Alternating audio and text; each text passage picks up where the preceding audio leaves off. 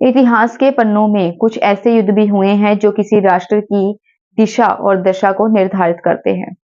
मध्यकालीन भारत के इतिहास में एक ऐसा युद्ध हुआ, तराइन का युद्ध, जिसमें राजपूत वीर पृथ्वीराज चौहान और गुलाम वंश के संस्थापक मोहम्मद गौरी आमने सामने थे। यह युद्ध केवल दो सेनाओं की टक्कर ही नहीं था, बल्कि यह भारत की स्वतंत्रता और सांस्कृतिक विरासत की रक्षा के लिए लड़ा गया एक ऐतिहासिक संग्राम था। तो आइए आज की इस वीडियो में हम तराइन के युद्ध के बारे में जो है आपको बताने वाले हैं। तराइन के दो युद्ध हुए थे, 1191 में और 1192 में। इन युद्धों के दौरान क्या क्या हुआ और इस युद्ध के क्या परिणाम निकले और इसका भारत पर क्या प्रभाव पड़ा, आज की इस वीडियो में हम यही जानने वाले हैं। Hello everyone, my self Neha और आप सभी का मेरे इस यूट्यूब चैनल पे बहुत बहुत स्वागत है। तो चलिए शुरू करते हैं अपने इस टॉपिक को, तराइन का युद्ध। तराइन का युद्ध दो प्रमुख शक्तियों के बीच में हुआ था और वह दो प्रमुख शक्तियां कौन कौन सी थी? पृथ्वीराज चौहान और मोहम्मद गौरी। तो चलिए सबसे पहले जानते हैं तराइन का युद्ध कब हुआ था। तराइन के दो युद्ध हुए थे, 1191 और 1192। ठीक है, ये दो युद्ध तराइन के हुए थे और ये दोनों ही युद्ध जो है पृथ्वीराज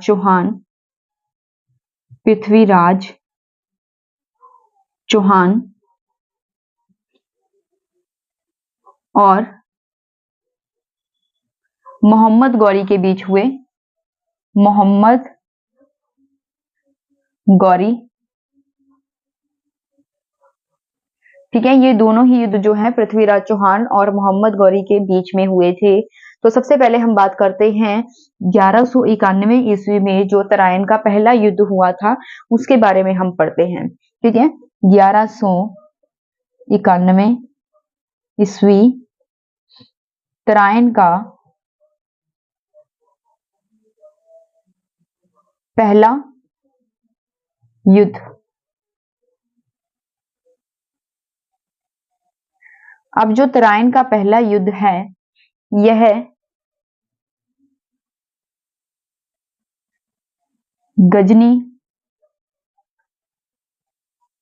गजनी के शासक मोहम्मद गौरी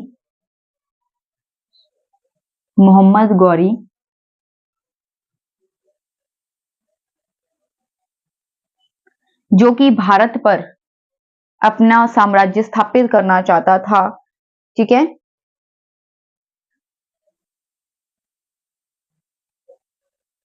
भारत पर अपना राज्य स्थापित करना चाहता था।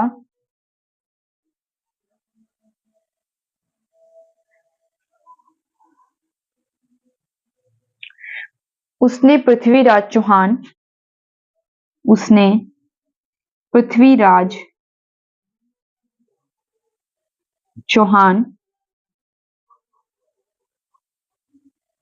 जो अजमेर और दिल्ली का शासक था, अजमेर और दिल्ली का शासक था। ठीक है, तो यहाँ पर कौन कौन से दो मुख्य शासकों के बीच में युद्ध हुआ था? पृथ्वीराज चौहान और मोहम्मद गौरी के बीच में। जो मोहम्मद गौरी है वह कौन था? मोहम्मद गौरी जो है वह गजनी वंश का शासक था। ठीक है, और वह भारत पर अपना राज्य जो है स्थापित करना चाहता था। उसने भारत पर जो है उसने अपने राज्य का विस्तार करने के लिए भारत की तरफ देखा और वह भारत में अपना राज्य जो है स्थापित करना चाहता था। उसके बाद जो है पृथ्वीराज चौहान कौन है? पृथ्वीराज चौहान जो है अजमेर और दिल्ली का शासक है। ठीक है, इसीलिए जो मोहम्मद गौरी है उसने अपने राज्य का विस्तार करने के लिए और भारत पर राज्य स्थापित करने के लिए उसने अजमेर और दिल्ली का जो शासक है जिसका नाम है पृथ्वीराज चौहान, उस पर जो है आक्रमण किया। अब इन दोनों का जो है युद्ध कहां पर हुआ था? तराइन नामक स्थान पर। ठीक है, तराइन नामक स्थान पर जो है ये युद्ध हुआ, इसीलिए इसे तराइन का युद्ध कहा जाता है। कि पहले टाइम में क्या होता था कि कोई भी शासक होते थे जो वो जिस स्थान पे लड़ाई लड़ते थे उस युद्ध का नाम जो है वही रख देते थे। जैसे पानीपत का युद्ध है, पानीपत नामक स्थान पर लड़ाई हुई थी तो पानीपत का युद्ध, जो कर्नाटक में अगर कोई लड़ाई हुई है तो उसे कर्नाटक का युद्ध कह दिया। ठीक है, इसी प्रकार से जो है यहाँ पर भी तराइन नामक स्थान पर जब लड़ाई हुई थी, ठीक है, तो उसे तराइन का युद्ध कहा गया। अब इस युद्ध के दौरान क्या क्या हुआ उसके बारे में हम पढ़ते हैं। मतलब अब बात करते हैं इस युद्ध के दौरान क्या क्या घटनाएं हुई।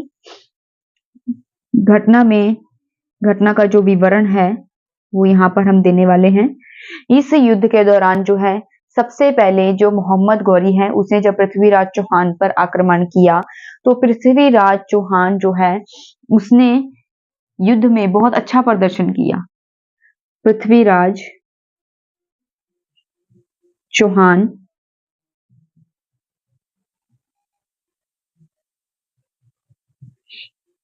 की राजपूत सेनाओं ने युद्ध में बहुत अच्छा प्रदर्शन किया, बहुत अच्छा प्रदर्शन किया। और इस प्रदर्शन के दौरान क्या हुआ, अब जो मोहम्मद गौरी हैं, मोहम्मद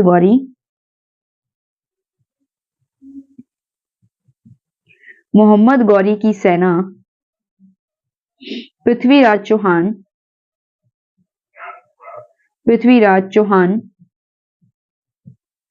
की सेना के सामने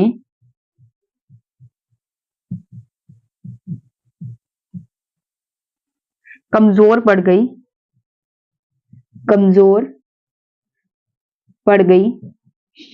और इसका क्या परिणाम हुआ कि जो मोहम्मद गौरी है वह युद्ध के मैदान से जो है भाग निकलने में मतलब सक्सेसफुल हुआ। ठीक है, मोहम्मद गौरी जो है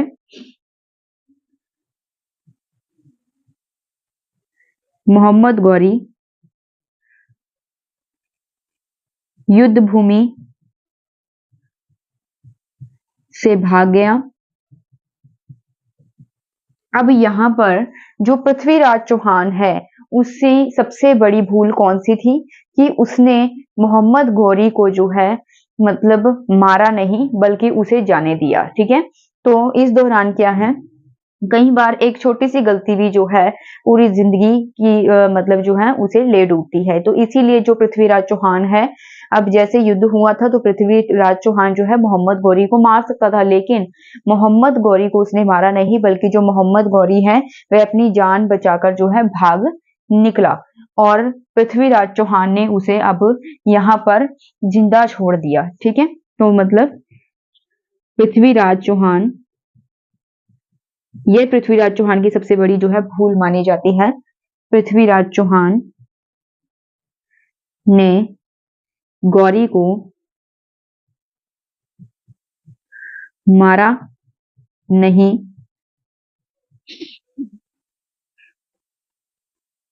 और मोहम्मद गौरी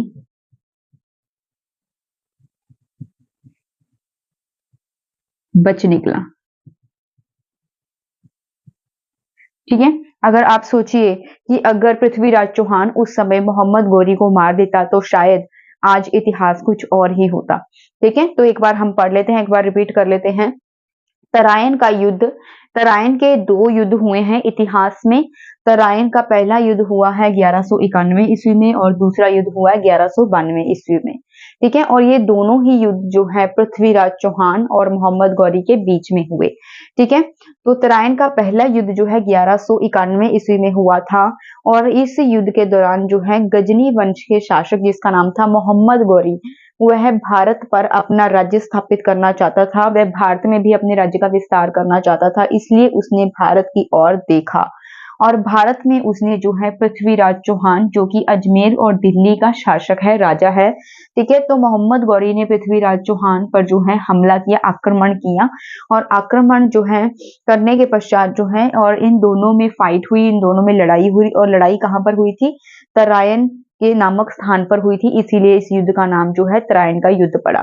ठीक है, क्योंकि पहले ज़माने में ऐसा ही होता था, जिस स्थान पर जो शासक वर्ग के लोग थे, जिस स्थान पर वह लड़ाई करते थे, उसका युद्ध का नाम जो है, वही स्थान से रिलेटेड रख देते थे, ठीक है? जैसे पानीपत का युद्ध, तो पानीपत में लड़ाई हुई तो पानीपत का युद्ध, कर्नाटक में लड़ाई हुई तो कर्नाटक का युद्ध हो गया, ठीक है? इस प्रकार से। तो यहाँ पर भी तराइन का जो युद्ध है, ये नाम इसलिए पड़ा क्योंकि यहाँ पर तराइन नामक स्थान पर ये लड़ाई हुई थी। उसके बाद है युद्ध के दौरान क्या-क्या हुआ? पृथ्वीराज चौहान जो है, ठीक है, उसकी जो राजपूत सेना थी, उन्होंने युद्ध में बहुत अच्छा प्रदर्शन किया, अपने जो है बहुत अच्छा 100% दिया उन्होंने। इसके दौरान क्या हुआ कि जो मोहम्मद गौरी की सेना थी, वह पृथ्वीराज चौहान की सेना के सामने जो है फीकी पड़ गई, ठीक है? तो मोहम्मद गौरी की सेना जो है वो कमजोर पड़ने लगी, और इसका क्या रिजल्ट निकला? मोहम्मद गौरी जो है घबरा गया, ठीक है? तो मोहम्मद गौरी ने जो अपनी जान बचाने के लिए वो युद्ध भूमि से भाग गया। तो यहाँ पर जो पृथ्वीराज चौहान है, उसे मोहम्मद गौरी को मतलब ऐसे जाने नहीं देना चाहिए था, पृथ्वीराज चौहान ने जो है उसे मार देना चाहिए था, ठीक है? तो पृथ्वीराज चौहान ने गौरी को मारा नहीं, बल्कि यहाँ पर मोहम्मद गौरी जो है बचकर भाग गया। जैसे कहते हैं ना कि घायल शेरनी को कभी भी खुला नहीं छोड़ना चाहिए, ठीक है? तो इसी प्रकार मैं यहाँ पर ये अपना जो है विचार देना चाहूंगी। तो यहाँ पर ये बात बिल्कुल फिट बैठती है कि घायल शेरनी को कभी खुला नहीं छोड़ना चाहिए। तो यहाँ पर जो पृथ्वीराज चौहान है, उसने मोहम्मद गौरी को जो है जाने दिया, ठीक है? तो इस प्रकार से, क्योंकि जो घायल शेरनी होती है, वह जो है खुद की रक्षा के लिए और बाद में अपना बदला लेने के लिए और भी ज्यादा जो है भयंकर हो जाती है, ठीक है? तो यहाँ पर किसी से बदला लेने के लिए ये विचार जो है माना जाता है, और अपनी ताकत का प्रदर्शन करने के लिए और बदला लेने के लिए जो ये वाक्य है इस्तेमाल किया जाता है। तो यहाँ पर ये बिल्कुल फिट बैठता है कि घायल शेर, यानी कि अब जो मोहम्मद गौरी है, वह एक घायल शेर है, ठीक है? और वह किस प्रकार से तराइन के दूसरे युद्ध में जो है पृथ्वीराज चौहान से बदला लेता है। आगे बढ़ते हैं। कभी कभी युद्ध में अपने दुश्मनों को छोड़ देना घातक साबित होता है, और यही गलती पृथ्वीराज चौहान ने की। और अब हुआ तराइन का दूसरा युद्ध। तराइन के दूसरे युद्ध के अंतर्गत क्या हुआ? अब जो मोहम्मद गौरी है, उसने पूरे 1 वर्ष तक, 1 साल तक युद्ध की तैयारी की, ठीक है?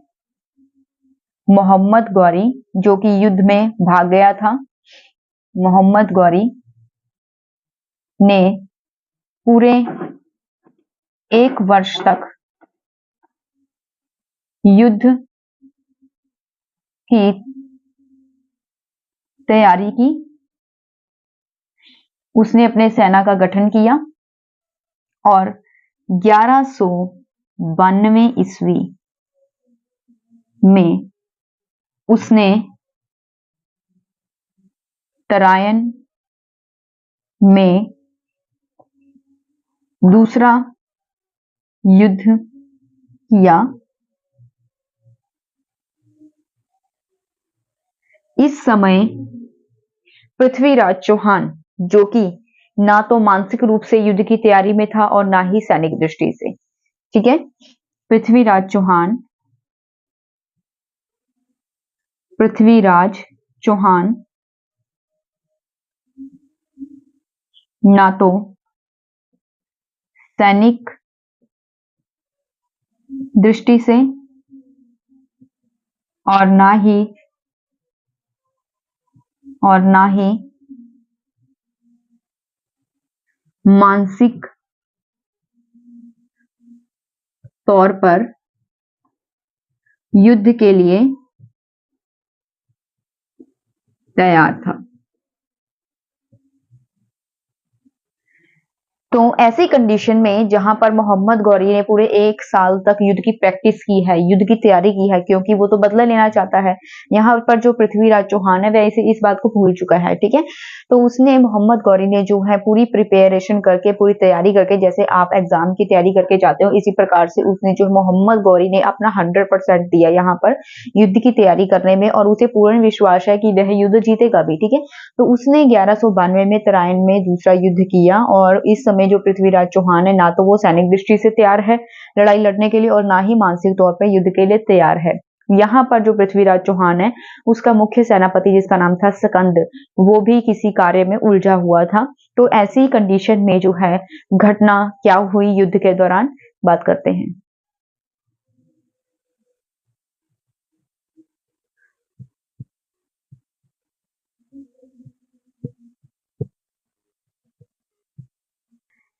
अब जानते हैं कि युद्ध के दौरान क्या घटना हुई। यहाँ पर मोहम्मद गौरी ने इस बार बहुत चालाकी से युद्ध में काम लिया।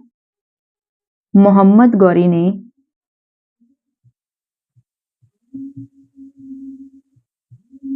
इस बार चालाकी से काम लिया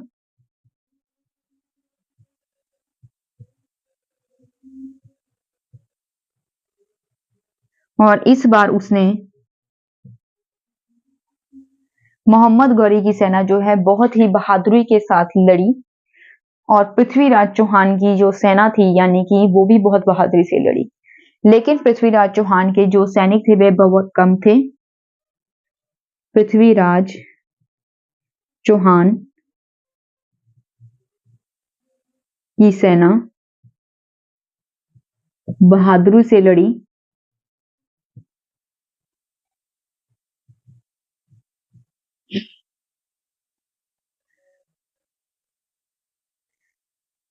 परंतु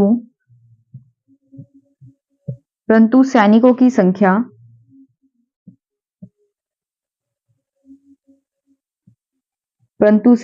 संख्या कम होने के कारण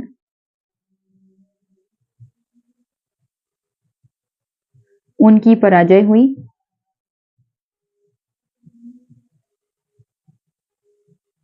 और यहाँ पर जो मोहम्मद गौरी है उसने रात के अंधेरे में मोहम्मद गौरी ने रात के अंधेरे में आक्रमण कर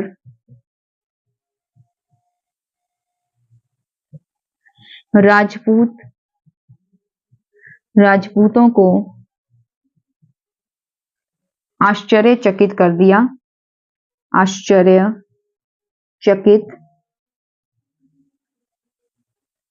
शायद यही रीजन था युद्ध में हारने का। अब यहाँ पर जो पृथ्वीराज चौहान है वह पकड़ा जाता है, उसे बंदी बना लिया जाता है और बाद में उसे मार दिया जाता है।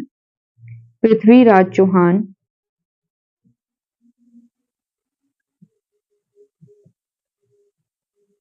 को बंदी बना लिया गया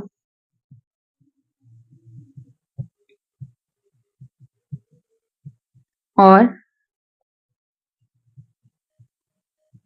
वह युद्ध और उसे मार दिया। ठीक है, एक बार रिपीट कर लेते हैं। तराइन का दूसरा युद्ध हुआ था 1192 ईस्वी में, वो भी पृथ्वीराज चौहान और मोहम्मद गौरी के बीच में हुआ था। अब मोहम्मद गौरी ने पूरे 1 वर्ष तक युद्ध की तैयारी की। ठीक है, और युद्ध की तैयारी के बाद उसने 1192 में तराइन में दूसरा युद्ध किया। ठीक है, तराइन का दूसरा युद्ध हुआ क्योंकि पहले युद्ध में तो मोहम्मद गौरी जो है हार गया था और मोहम्मद गौरी युद्ध क्षेत्र से भाग गया था। ठीक है, अपनी जान बचाकर, और उसने अब अपनी जान बचाई थी, लेकिन उसने अपनी जान बचाकर जो है पूरी युद्ध की तैयारी की है पूरे 1 साल तक। ठीक है, और युद्ध की तैयारी करने के बाद यहाँ पर पृथ्वीराज चौहान बिल्कुल शांत बैठा है। उसने कभी युद्ध का शायद सोचा भी नहीं होगा कि मोहम्मद गौरी आएगा दोबारा से उसके साथ फाइट करेगा। ठीक है, लेकिन मोहम्मद गौरी पूरे 1 साल तक युद्ध की तैयारी कर रहा है यहाँ पे, और 1192 में उसने तराइन में दूसरा युद्ध किया। ठीक है, अब जो पृथ्वीराज चौहान है ना तो वह सैनिक दृष्टि से प्रिपेयर है लड़ाई के लिए, क्योंकि उसे कौन सा सपने आ रहे हैं कि अब मोहम्मद गौरी आएगा उसके साथ फाइट करेगा। ठीक है, बिल्कुल आराम से बैठा, उसकी कोई सैनिक तैयारी नहीं की और ना ही वो मानसिक तौर पे युद्ध के लिए तैयार है। ठीक है, तो ऐसी कंडीशन में जो है क्या होता है घटनाक्रम में, ठीक है, क्या घटना होती है युद्ध के मैदान में, मोहम्मद गौरी ने है इस बार बड़ी चालाकी से काम लिया क्योंकि उसे पता पृथ्वीराज चौहान बिल्कुल प्रिपेयर नहीं है युद्ध की तैयारी के लिए। ठीक है, तो उसने पृथ्वीराज चौहान की जो सेना थी उसने बड़ी बहादुरी से युद्ध में जो है दुश्मनों का सामना किया, लेकिन उनकी संख्या बहुत कम थी जिसके कारण उसकी हार हुई। ठीक है, मोहम्मद गौरी ने क्या किया, मोहम्मद गौरी ने बड़ी चालाकी से काम लिया। उसने रात के अंधेरे में आक्रमण किया राजपूतों पर, जिससे जो राजपूत थे वह हैरान हो गए, आश्चर्यचकित हो गए। ठीक है, उसके बाद जो पृथ्वीराज चौहान है उसे बंदी बना लिया गया और उसे जो है बाद में मृत्यु दंड दे दिया गया। अब हम जानते हैं इस युद्ध के प्रभाव और परिणाम क्या निकले। परिणाम या प्रभाव दोनों एक ही बात है। ठीक है, तो इस युद्ध के 3 मुख्य प्रभाव पड़े। भारत में मुस्लिम शासन की नींव। सबसे पहला मेन रीजन तो यही बनता है कि इससे क्या हुआ कि भारत में मुस्लिम शासन की नींव रखी गई थी, यानी कि अब जो है दिल्ली सल्तनत पर मुस्लिम वर्ग के जो शासक थे उनका राज्य स्थापित हो गया। ठीक है, यह युद्ध भारत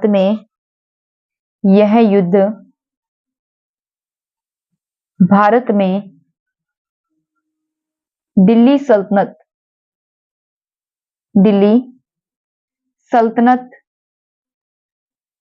की स्थापना का कारण बना। और इसका दूसरा रीजन क्या था कि इससे जो राजपूत वंश है, राजपूतों का पतन। इस युद्ध का एक रिजल्ट ये भी निकला कि इससे जो राजपूत शक्ति है वे पूर्ण तौर से जो है नष्ट हो गई, पूर्ण तौर से जो है खत्म हो चुकी थी, यानी कि यह युद्ध राजपूतों के लिए घातक साबित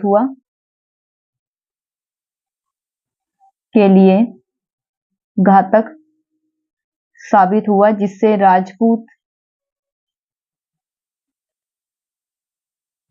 जिससे राजपूत वंश की जो शक्ति थी वह पूर्ण तौर से नष्ट हो गई। ठीक है, और राजपूत जो है उनका पतन हो गया था पूरी तरह से। उसके बाद इसका तीसरा रिजल्ट निकलता है दिल्ली पर नियंत्रण। अब उस समय दिल्ली पर जो है इसका शासन था पृथ्वीराज चौहान का। अजमेर और दिल्ली पर पृथ्वीराज चौहान का शासन था, लेकिन यहाँ पे अब जो मोहम्मद गौरी है उसने जब पृथ्वीराज चौहान को हराया तो दिल्ली पे उसने अधिकार कर लिया। अब उसने दिल्ली पे अधिकार करने के बाद दिल्ली राज्य को जो है अपने दास कुतुबुद्दीन ऐबक के हवाले कर वह वापस जो है गौर चला गया। ठीक है, दिल्ली पर नियंत्रण हो गया अब, और उसने अपने दास कुतुबुद्दीन ऐबक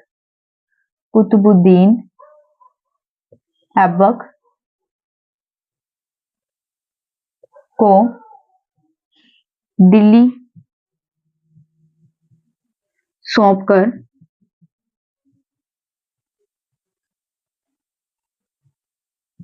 चला गया,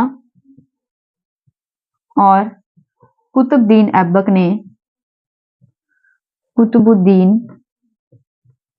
ने दिल्ली पर एक नए राजवंश की स्थापना की थी। ठीक है, दिल्ली पर नए राजवंश की स्थापना की,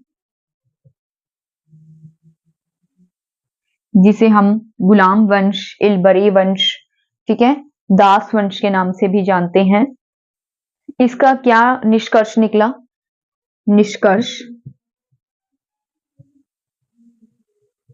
तराइन का युद्ध केवल दो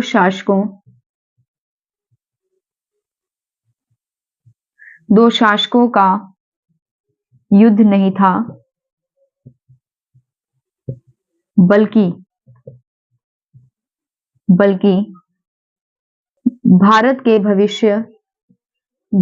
भविष्य का निर्णायक मोड़ था।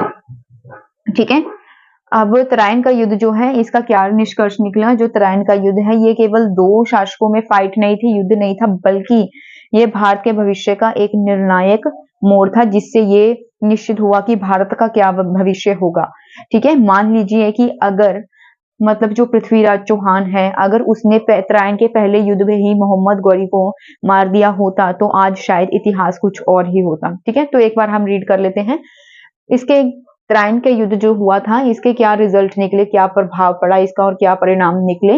भारत में मुस्लिम शासन की नींव, यानी कि भारत के अंदर अब मुस्लिम राज्य की जो है स्थापना हो गई थी। पहले जो राजपूत वंश के शासक थे उन्होंने राज्य किया, अब यह युद्ध जो है भारत में दिल्ली सल्तनत की स्थापना का कारण बना। जो तराइन का युद्ध था, इससे क्या हुआ कि दिल्ली सल्तनत की स्थापना हुई थी। सेकेंड पॉइंट है राजपूतों का पतन।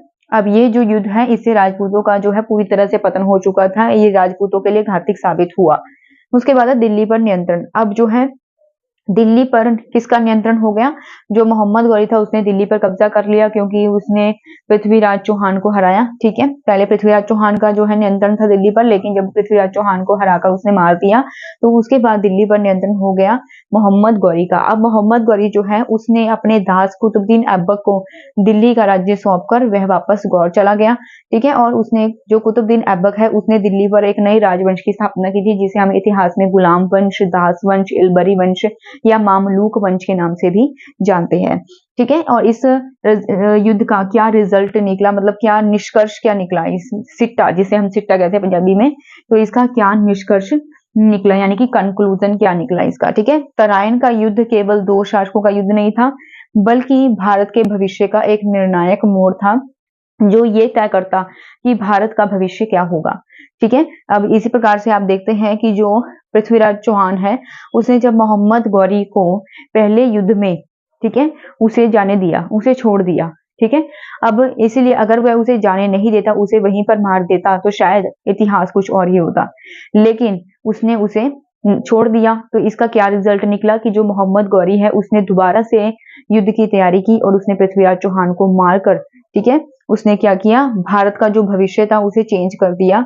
यानी कि उसने जो है पृथ्वीराज चौहान को मारकर दिल्ली पर जो है अब मुस्लिम शासन का जो है नींव रखी, मुस्लिम शासन की नींव रखी। ठीक है, तो यह जो है उसने ये तय किया कि भारत का भविष्य क्या है, जिसे हम आज इतिहास में जानते हैं, और जिससे दिल्ली सल्तनत में अब तुर्क वंश का दास वंश का जो शासन है वह शुरू हुआ।